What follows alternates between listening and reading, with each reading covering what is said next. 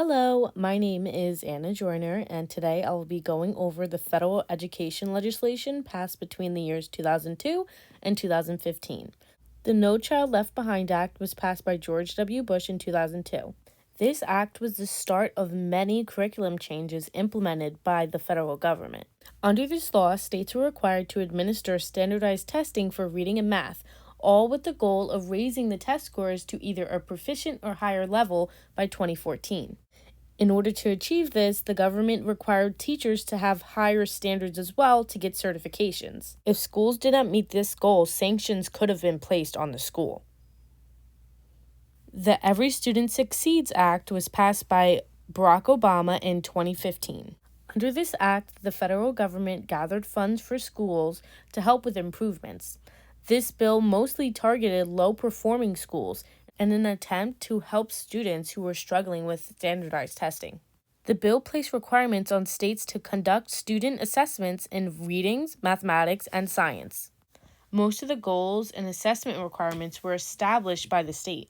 States were given a lot of discretion regarding education plans. All they needed to do was at least have an outline. There was no minimum assessment requirements as long as the test scores were high enough. Race to the Top was introduced by President Obama in 2009. It was a competitive fund to promote school improvement on both the state and local level. Over $4 billion was pledged by the federal government, and state governments were called upon to submit plans for education reform to gain a portion of the funding pledged for the program.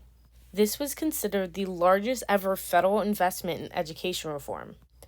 The Race to the Top focused primarily on four key factors. They wanted to improve assessments, turn around failing schools, support and allow teachers to be more effective, and better methods for tracking progress of these students and teachers.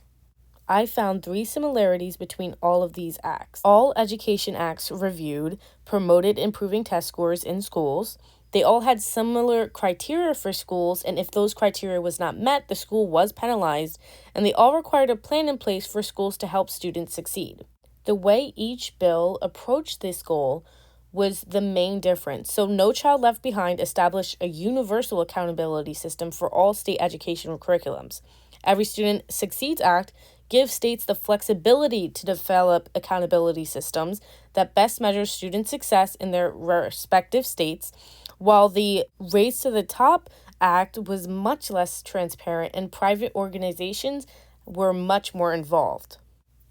I broke down these differences from each bill that was passed for education reform. In regards to accountability, the No Child Left Behind, schools and school districts were held accountable based on student scores. With Race to the Top, teachers are held accountable based on varying percentages of student scores from state to state. Under the Every Student Succeeds Act, every state develops their own accountability plan for teachers. For the standard of this assessment, the No Child Left Behind Act, standards were developed by state departments of education. Under the Race to the Top Act, standards were developed by private organizations who had no transparency in review and finalizing the process. Test development was the same thing. The No Child Left Behind allowed state departments to decide, while Race to the Top allowed private organizations to decide. So my final thoughts: I definitely think these acts were great building blocks. I believe that these acts were a great foundation for the first steps in helping underfunded and underperforming schools.